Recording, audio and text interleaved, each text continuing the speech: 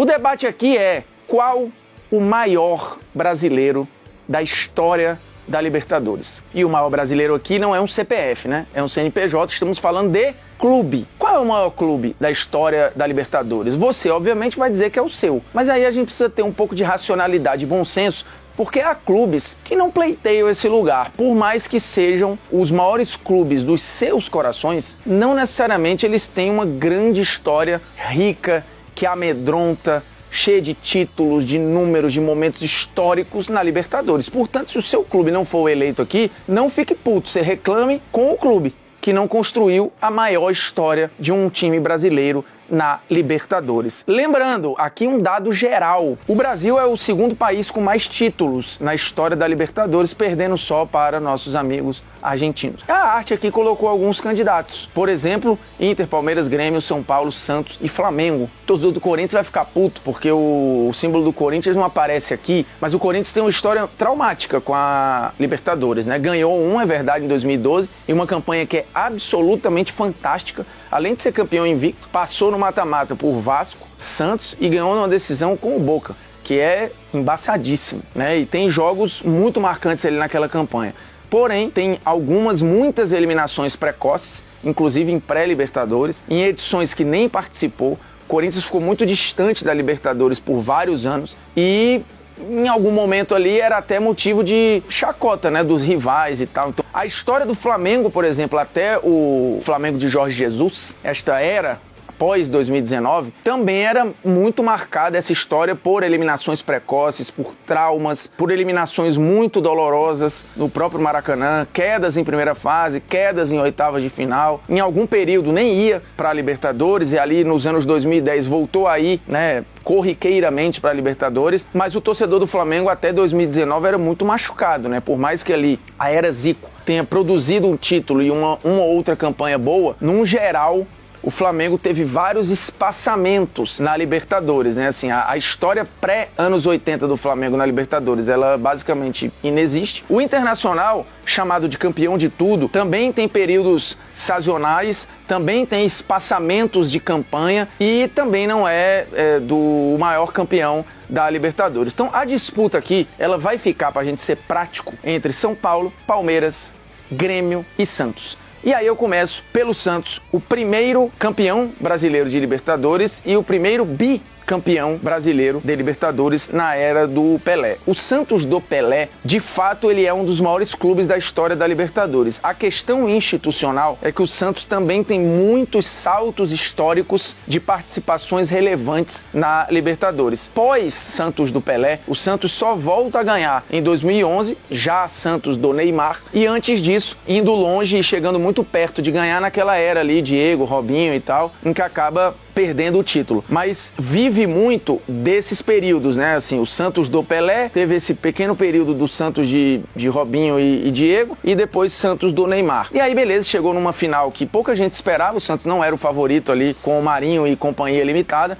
mas acabou perdendo no Maracanã. O Santos não é o maior brasileiro da história da Libertadores. O São Paulo, ele é também bicampeão, ele chega numa terceira final consecutiva e por muito pouco ele não se torna ali um tricampeão perdendo pro Vélez. Ele, de uma maneira ou de outra, na era moderna, por exemplo, pra minha geração, ele meio que apresenta a Libertadores para o brasileiro. O brasileiro, a partir dos anos 90, passa a dar mais importância à Libertadores. A Libertadores ganha um outro patamar para os clubes brasileiros e muito por conta do São Paulo do Telê. E o Grêmio? O Grêmio é outro candidato, inclusive já fizemos Polêmicas Vazias, em que elegemos o Grêmio, o time brasileiro mais temido pelos gringos. E é o que realmente se olha nos jornais e tal. Aí tem uma questão geográfica, o Grêmio está muito mais próximo ali da Argentina e do Uruguai, tem um jeito de torcer diferente, muito mais próximo dos caras, então você tem aquela coisa do alçapão, do jeito de jogar, alguns esquadrões gremistas acostumados ali ou estereotipados como equipes que eram muito guerreiras e tal. Então o Grêmio acabou ficando no imaginário do gringo como uma equipe brasileira a se evitar, até porque tinha um estádio que se transformava ali numa loucura. Mas o Grêmio tem 21 participações, não tem nada nos anos 60 nem nos anos 70 e basicamente constrói ou começa a construir as sua história na Libertadores ali nos anos 80, quando vem o título. Tem mais um lampejo ou outro ali nos anos 80, porém, em 95, 96, ele consegue ir em fases agudas, volta a ganhar um título em 95, volta a ser muito forte em 96, aí dá um salto de novo de campanhas agudas e expressivas em 2007 e 2009, e depois a sequência do Grêmio do Renato, que eu acho que recoloca o Grêmio na discussão, com 2007, 2018 e 2019, indo ali para semifinais, e no meio desse bolo, em 17, tem um título com um futebol muito vistoso e muito bem jogado. Inclusive, assim, se a gente pegar o Grêmio de 83, o Grêmio de 95 e o Grêmio de 2017,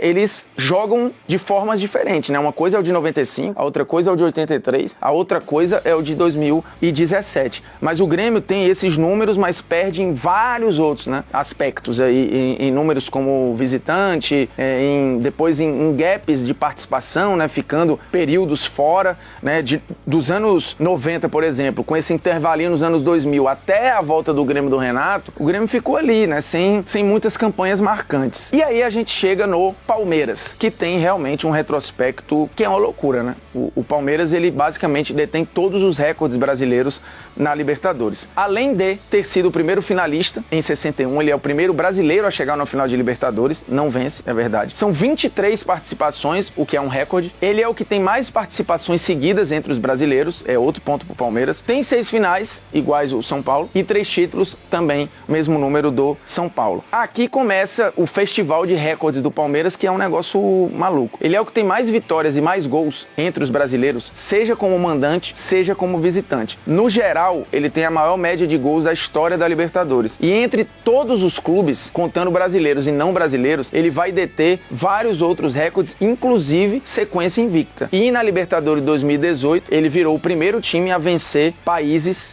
times de 6 países diferentes na mesma edição. O Palmeiras é um caso muito específico aqui. Tirando que, por mais que tenha o São Paulo entalado ali, o Palmeiras ele eliminou ao longo do caminho equipes muito fortes. Ele é o único a ter eliminado em algum momento seus 3 rivais estaduais, porque já teve Libertadores que ele eliminou o São Paulo, já teve Libertadores que ele eliminou o Corinthians, mais de uma vez, e Libertadores que ele eliminou o Santos, inclusive ganhando o Santos numa final. Então, alguns dos rivais do Palmeiras, o Palmeiras passou recados muito fortes em plena Libertadores. Tirando que ele já pegou equipes muito fortes ao longo da Libertadores brasileiras, o maior clube brasileiro da história da Libertadores neste momento é o Palmeiras pelo todo.